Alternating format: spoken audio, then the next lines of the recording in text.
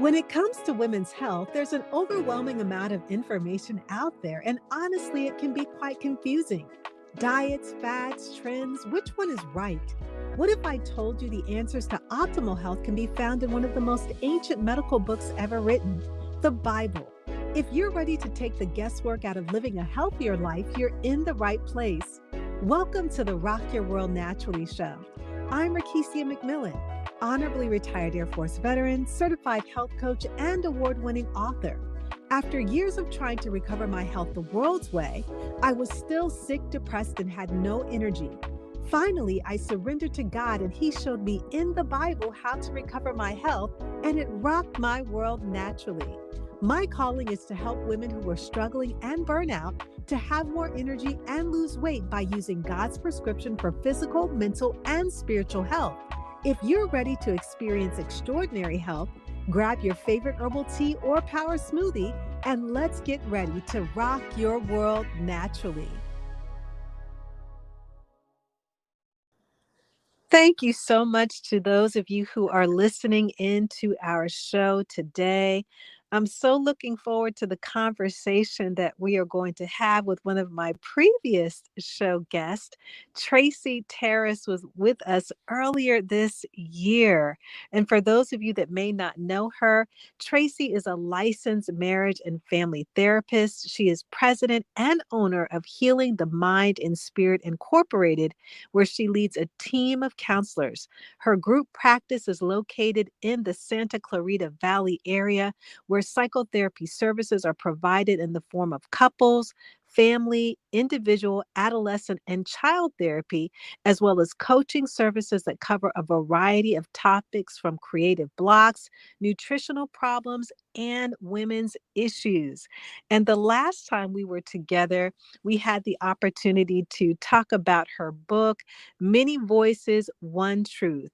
And today I'm looking forward to the conversation that we are going to have on boundaries. So, Tracy, welcome back to the show again. Thank you. Thank you so much for having me, Rekishia. Oh, it is great to have you back. And I'm again looking forward to the conversation regarding boundaries. And so, Tracy, when it comes to boundaries, that there are many people that may have challenges with maintaining or setting boundaries. Can you share with our listeners why it is important to establish as well as maintain boundaries? For the sake of peace, first and foremost, and also for the sake of healthy relationships. When you're first establishing boundaries, oftentimes it takes a little bit of conflict. And for people for whom conflict is a problem or an issue, or they want to avoid it at all cost, it becomes very hard to establish boundaries. And so what ends up happening is dynamics will crop up in the relationship or develop in the relationship to the point where it becomes problematic. And then situations and circumstances can get out of hand. All kinds, you could find yourself in all kinds of predicaments that, had you established boundaries early on, you would not have. Sometimes there are people who have a problem with your boundaries, but that's their problem. Mm. And you mentioned, Tracy, that sometimes individuals may have some challenges establishing boundaries because they're afraid of conflict. Mhm. Would you say that most of that stems from childhood or not being able to confront, or what are your ideas on that? Yeah, most of the time it comes from your family of origin. But there are some cases where a person, had a decent family of origin situation where there was openness and communication for the most part. But in order to survive out there in the world, they learned to clamp down on their boundaries and learn to clamp down on their ability to speak up for themselves. But if you come from a family where that was the norm, where it was okay to be expressive, it was okay to set your boundaries, more often than not, you're not going to have trouble with it. But you still have to be aware of dynamics that you're developing between yourself and other people. Mhm. And one of the ways that I help clients with that is I talk about a reframe of what boundaries are, because most people think of boundaries as, what you're going to keep out, what you're going to allow in, how much you're going to put up with, and how much you're not going to. But if you think about boundaries from the standpoint of all of my thoughts, words, feelings, behaviors, and resources of time, energy, money belong to me, and all of your or that person's thoughts, words, feelings, behaviors, and resources of time, energy, and money belong to them. And we get to share, especially where resources are concerned, whatever it is we want to share. And we get to say no when we don't want to say no, when we don't want to share. Mhm. And Mhm. so that's like such a key part of setting and establishing those boundaries. And so it really comes from that um, internal part of us by really just taking the stance and the position of preserving and protecting our peace, as you shared earlier, Tracy. Yeah. Yeah. Mhm. Yeah. Peace at all cost is no peace at all, is no peace at all. I think Winston Churchill or someone like that said that. And a lot of times when people are afraid of conflict or afraid to say something, that's usually what they're going for. But peace is not the absence of conflict. Like peace is its own thing. Conflict is its own thing. And sometimes you have to engage in a little bit of, you know, relational tension or strain, in communication and in setting boundaries in order for there to ultimately be peace. But it's not going to just happen Mhm. because everyone has their own view of the world and how things should be. A mark of maturity is an understanding that not everyone will see things the way you see them. Mhm. Like most of us, that part of our maturity gets arrested somewhere early in childhood where there is a belief, and that definitely can come from family because families will often have spoken and unspoken rules, things like what goes on here stays here, Mhm. that's not anybody's business but ours, and things like that. But you have to be able to establish for yourself what is okay and what is not. Mhm. You can only do that with your words. Right. In other way, you can do it in your actions too, but acting it out and not following it up or accompanying it with words is can be a form of passive aggression where you don't say what you want and you just kind of behave in a way that shows you're displeased or unhappy instead of communicating, I am displeased and I am unhappy with fill in the blank. The person you're in relationship with is left to kind of guess what is troubling you. Mhm. And so if someone were to come in to see Tracy and they've got some challenges with establishing boundaries because they're afraid of the conflict, where would be one of the first places that you would start with that person? With family of origin, and a lot of times I'll do that in the intake assessment. So sometimes that information will come out organically even if they're not coming in with regards to boundaries or conflict avoidance. If they're coming in for something else, in the initial assessment, I always, part of it, I ask about family of origin, whether parents are still together, how did they get along, how did they communicate, how were uh, uh, how was conflict handled in your family of origin, who was the big voice, who had no voice, who had the squeaky voice, things like that. And the reason I do that is to set people up for not just relaying information to me for the purpose of conceptualizing their case, but for them to start thinking through their own dynamics, for Mm. them to start, because I believe that your answers, all the answers we need are inside of us. The Bible talks about that, like how we have Mhm. all that we need. But my job is to help people uncover, peel back layers of debris, history, trauma, disappointment, grief, help them to peel all of that back to get to those answers. So Mm. when they're answering questions in the intake assessment, that's sort of a way to kind of loosen the stuff on the bottom of the pot, like put in some hot water, some detergent, and put it on the stove and just loosen up the burnt stuff. So to speak. Mhm. Wow, It that's so does that, it has a way of doing that because a lot of times in gathering this information, people will start talking about stuff that they didn't know was a problem until they started talking about it.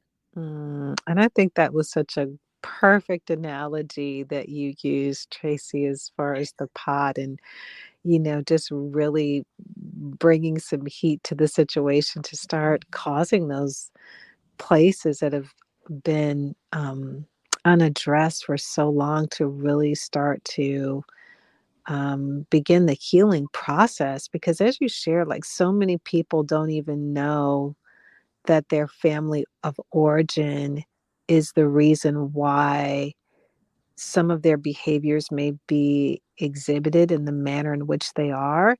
And Mhm. so just really tracing that back is so important to really understanding how we can start with those boundaries. Yeah, and if people come in for therapy, that is such an act of bravery because what they don't realize is a lot of times coming in for therapy is a form of conflict in and of itself.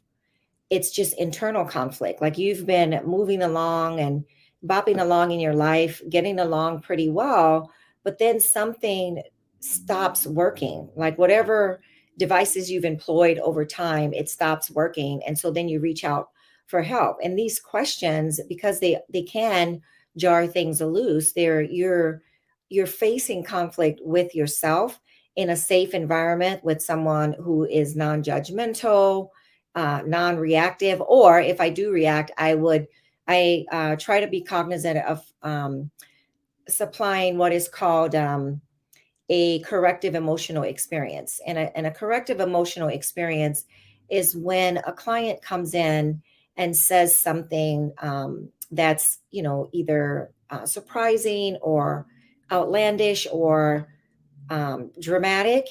My response should be opposite of what how their parents or people in their lives responded. Mm, My response, I try to make my response one of acceptance and exploration, compassion, and being inquisitive. A lot of times when people have said things to their parents or in their families of origin, it's met with, how dare you think that or say that.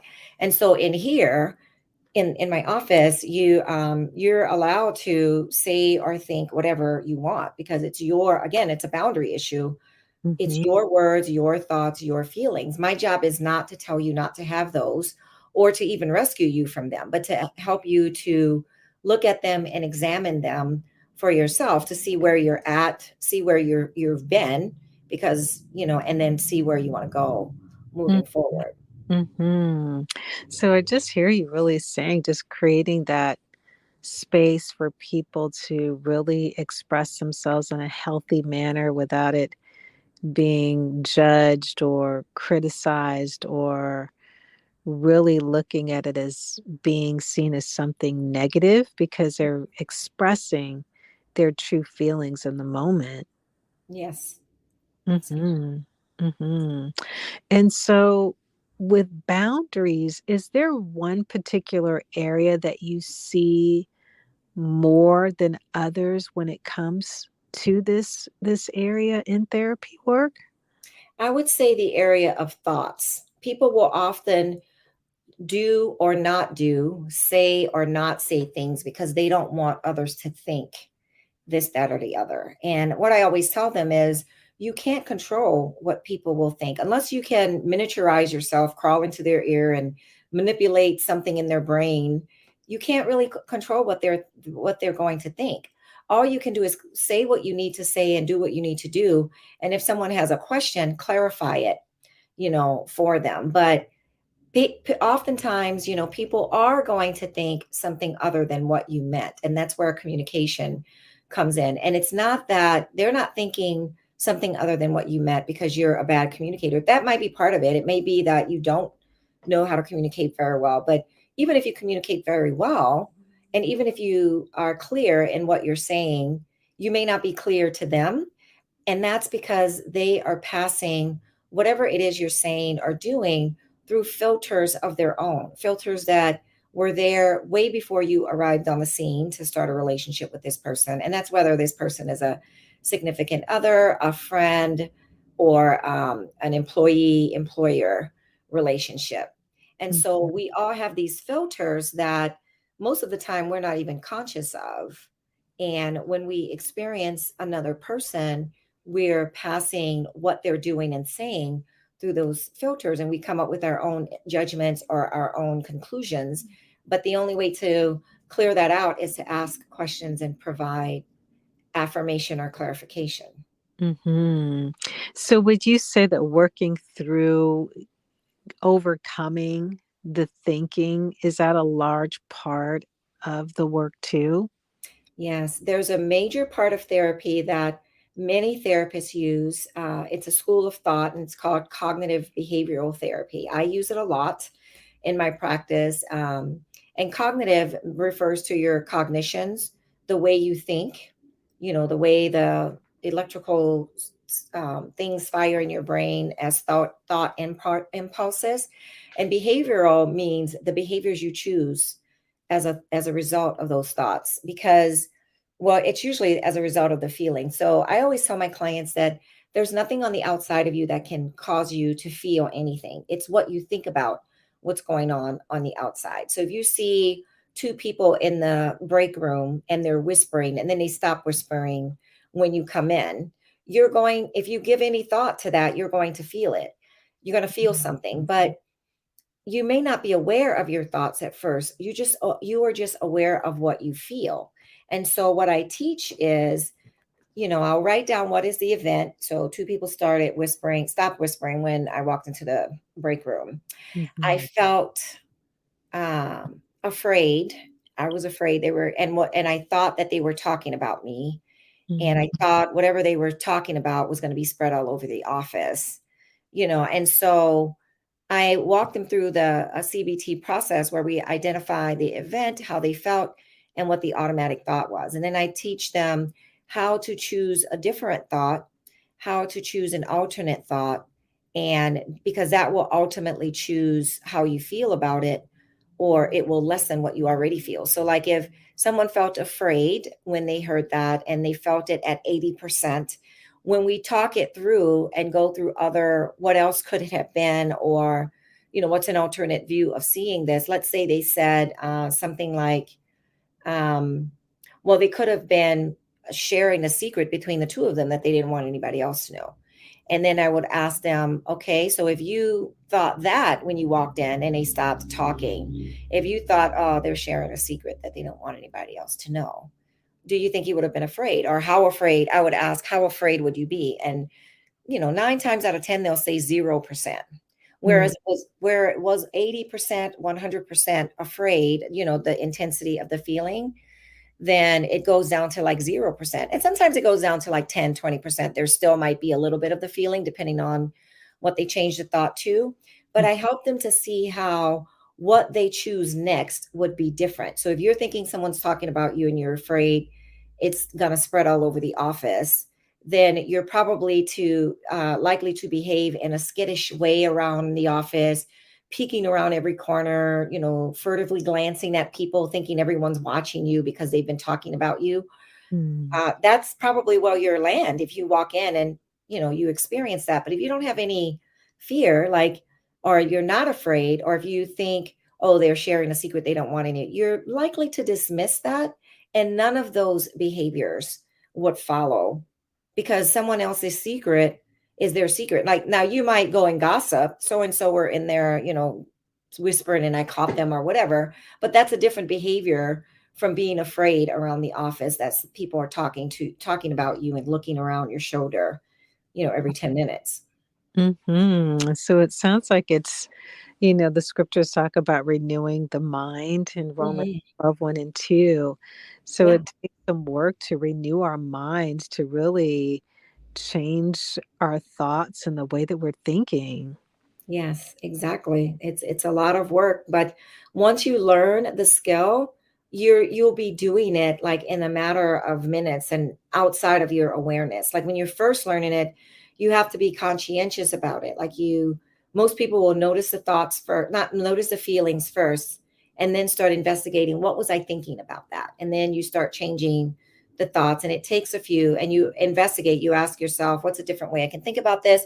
Or you do the investigation and ask, what were you guys talking about? You know what Mhm. I mean? You just ask, what were you guys talking about?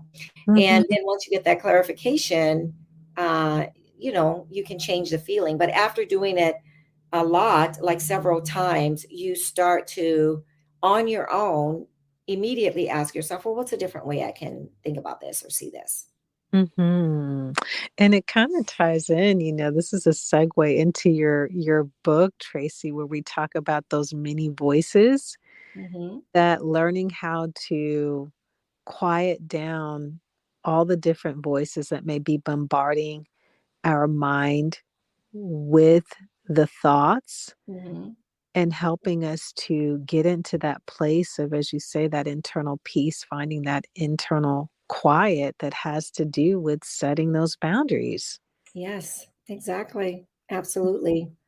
Yeah, Mhm. scripture is rich with, just different things, different scriptures to help you to change how you're thinking about that. And one of the directions I usually point people to is like identity scriptures. Who does God say I am? Mm, And then choosing to believe that. When I used to work with teenage girls a lot, I don't get to work with teenage girls as much, because I have a daytime practice and I'm here during the day while they're in school. But I do still see a few of them. mhm, One of the interventions I would have them do is an identity jar. And in that jar, and I get this idea from my little one. Well, she's not little anymore, she's 18. But when she was little, every summer she would make what she calls a boredom jar. And on strips of paper, she would write different things that she can do. And then on the day that she feels bored, she'll pull out a strip of paper and do that. So whether that's coloring or painting or playing hopscotch or asking me to take her to the beach or the swimming pool, go to the swimming pool, having a play date, just all of these different things on little strips of paper. And the mm, deal was, well, what you pull out, I will try to arrange my schedule to make sure that we do that, on that day, mm, if it's something that involves me. But if it's something that she could do on her own, she would do it. So with the girls, I have them, do a Google search on, who does God say I am? Something like that. What is my identity in Christ? And pull up all these scriptures and write them down on strips of paper, put them in the jar. And then when they're having um, moments of insecurity or thoughts that are harassing them, pull them out and read it and choose to believe it.